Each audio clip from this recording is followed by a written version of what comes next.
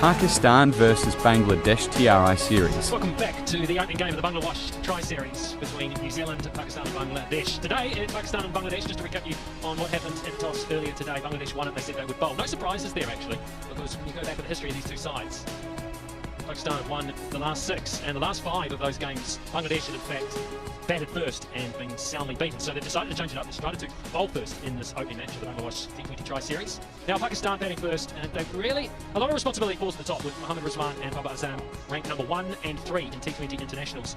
Then it falls away somewhat in terms of productivity. So they will want to see some of that middle order get an opportunity to perform.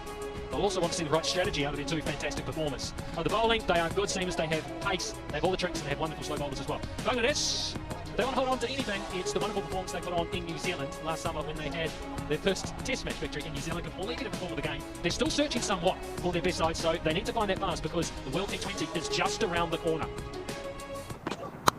Hasn't timed it, but he's timed it well enough, but he's placed it just well enough.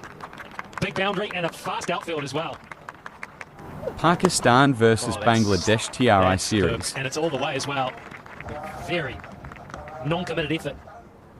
All the way actually. Let's just have a look there. No, just 4. Nice piece of timing. In fact, the timing's so good it will run away for 4 from Mohammad Rizwan. He laced into that square cut and it's run away for 4. Mahidi, the off-spinner, picks up the first. It's the big wicket of the Pakistan captain, Babar Azam. Babar, he has to go for 22. Pakistan 52 for 1. Straight up. How much has he got? He's got plenty. It's gone all the way for 6. He's strong. Shah Massoud, and he hits it all the way for 6.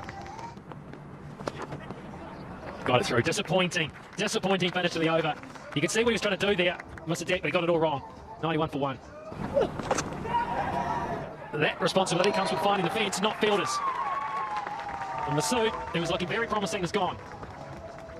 Top of the order as he has been for quite a period of time. The bowling was good. 6 bowlers used. Mahidi 1 for 12, just the 2 overs from him. Tuscan Ahmed for me was the star. 2 for 25 from his 4 overs. 13 dots in that 4 over spell. Looking at the Pakistan batting effort, well that's the number 1 T20 player in the world right now in terms of batting. Mohammad Rizwan, 78 not out, 50 balls. Started off slowish, struggled, and then all of a sudden towards the end, a fantastic close to his innings.